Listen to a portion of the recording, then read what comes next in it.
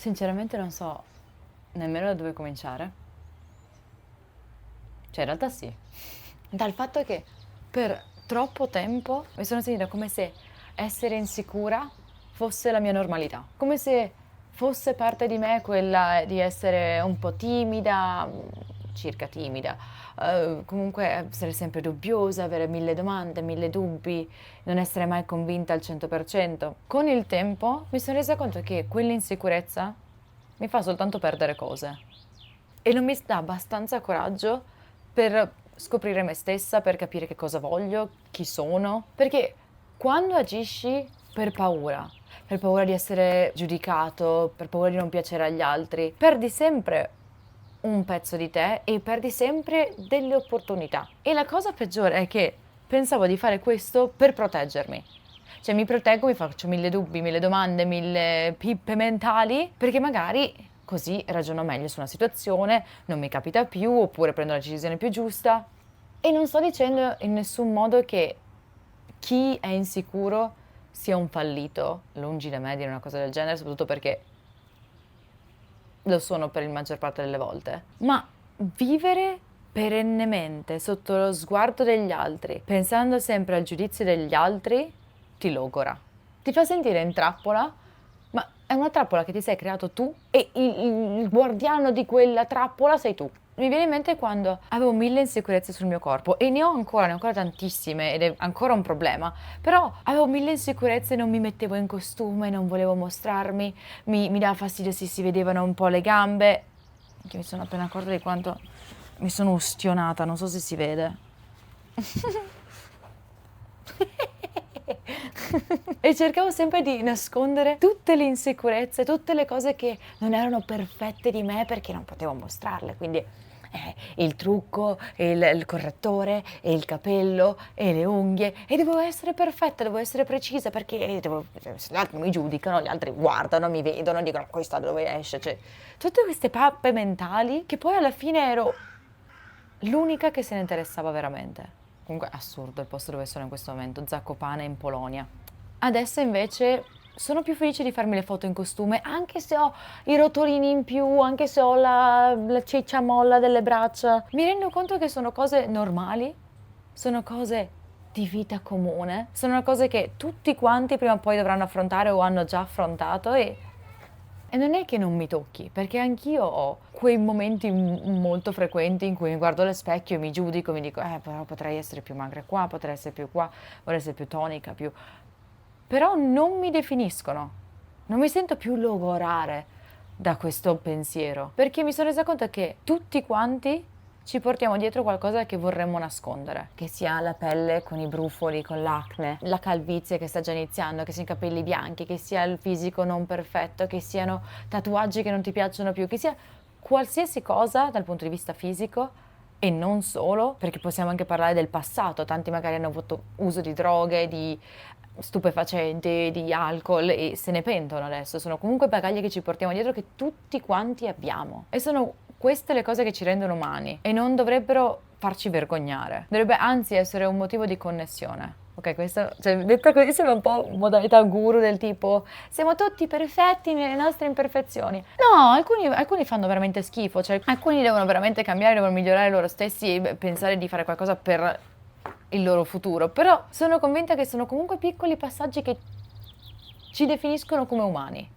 Tutti quanti abbiamo le nostre piccole cicatrici che siano interne per qualcosa che ci è successo nel passato che non riusciamo a dimenticare, o anche fisiche, le smagliature. Mi ricordo quando ero piccola, a 16 anni, che avevo le smagliature e mi preoccupavo tantissimo perché stavo crescendo, avevo le smagliature sulle cosce e mi mettevo gli oli. A 16 anni, mi preoccupavo delle smagliature.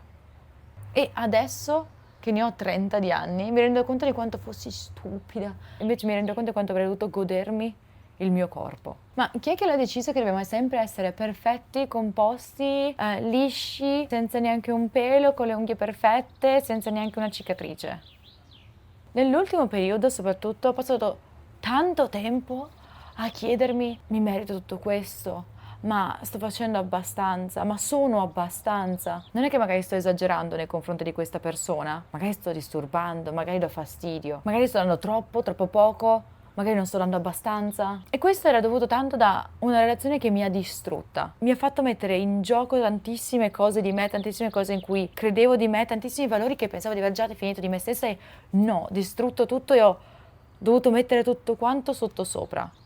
E c'è stato un periodo lungo, durante il quale il mio unico pensiero la mattina, il pomeriggio, la sera era chiedermi cosa avessi sbagliato, cosa potessi fare di più, che cosa avrei potuto fare diversamente e so che l'ho raccontato molto spesso nei miei ultimi video e riguardandoli mi viene proprio da dirmi basta. E quindi non solo nella relazione ma anche in tutte le altre singole cose che mi sono successe dopo mi chiedevo sempre ma sto facendo abbastanza, ma sono abbastanza, ma cosa sto facendo, ma forse sono in ritardo. Guarda tutti i video che ho fatto prima, tutti mille dubbi, mille pare ed è questo il nocciolo. Nel momento in cui continuavo a farmi domande, a chiedermi, a dubitare, mi sono persa perché continuando a correggermi, a dovermi giustificare, a cercare di trovare motivazioni. Mi sono persa, perché una persona che ti ama davvero, che ti vuole davvero bene, ti vede. Non hai bisogno di mille spiegazioni, mille giustificazioni, ti vede o almeno cerca di volerti capire meglio.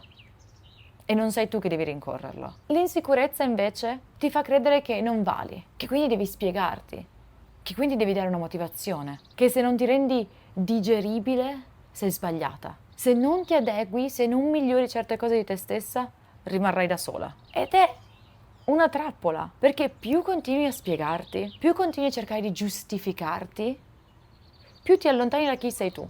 Le piccole volte in cui non chiedevo approvazione, ero più felice che mai. Delle piccole vittorie in cui mi cominciavo a rivedere, come se ci fosse un vetro appannato dopo la doccia e pian piano faccio i rumori come lavoro. Comunque e pian piano mi rivedevo. E mi viene in mente per esempio quando avevo iniziato a streamare, che ero super attenta ad essere brand friendly, che non potevo assolutamente dire parolacce, che dovevo essere sempre sorridente, sempre felice, sempre contenta, nessun problema, tutti sono i benvenuti, anche se dicono cazzate, io li devo accettare, devo spiegare qual è il problema nel loro modo di agire e di comportarsi.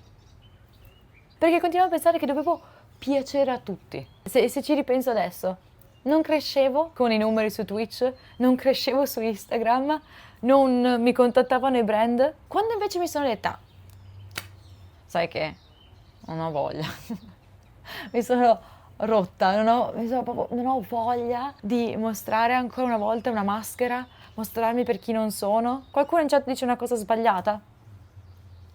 Sei un idiota.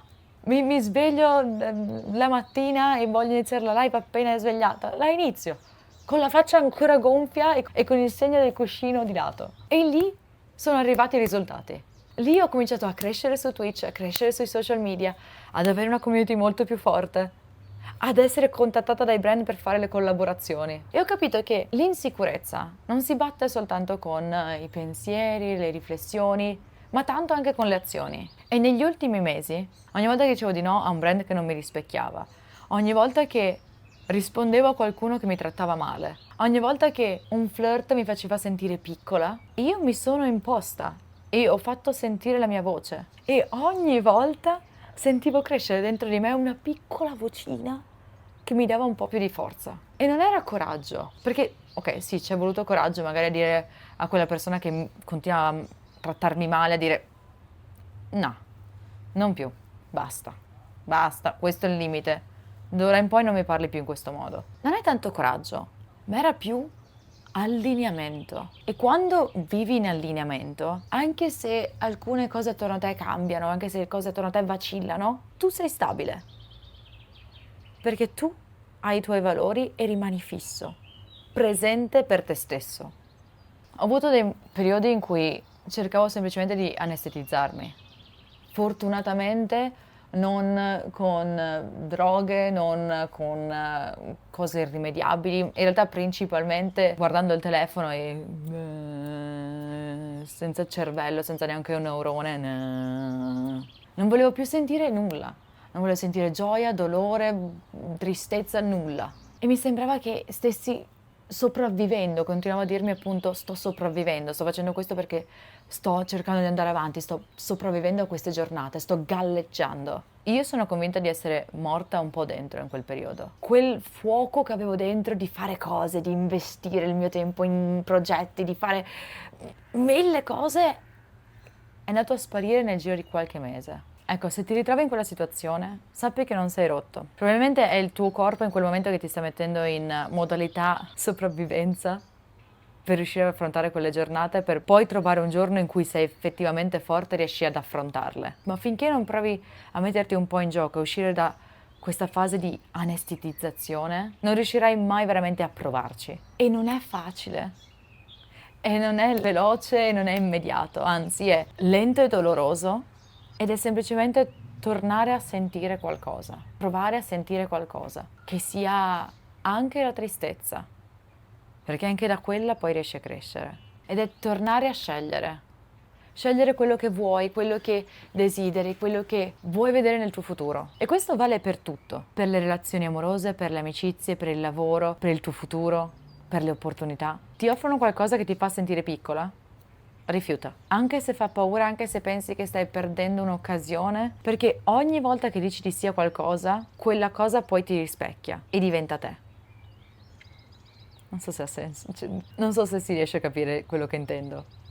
Però se ti propongono un lavoro e a te questo lavoro fa schifo e ti pagano anche poco, però dici, dai, almeno faccio qualcosa e almeno, non ho nemmeno il tempo in realtà perché sto facendo mille altre cose, dai, facciamolo. Se tu accetti, tu dimostri che vali quel lavoro. Ogni volta che negli ultimi mesi ho rifiutato qualcosa che non si allineava a me, magari pazzesca e con un sacco di soldi disponibili, poi sono arrivate altre cose più allineate a me che mi hanno fatto sentire molto meglio, che erano più mie, più vere. No, non mi sento insicura al riguardo perché so che quelle sono mie scelte che definiscono me. Non sono perfetta, ma almeno sto cercando di definire chi sono. E se qualcuno non ti capisce, va bene. È ok. Se ti giudicano per qualcosa che hai fatto nel tuo momento peggiore, va bene. È ok. Perché tu sai quello che è successo. Tu c'eri. E una persona che veramente ti vuole stare a fianco farà lo sforzo di capirti. Mi sono resa conto che con questi video tantissime persone mi fanno tante domande su come vedo il mondo, come vedo il mio futuro, cosa voglio dal mio futuro. Ho risposto ad alcune di quelle domande in questo video.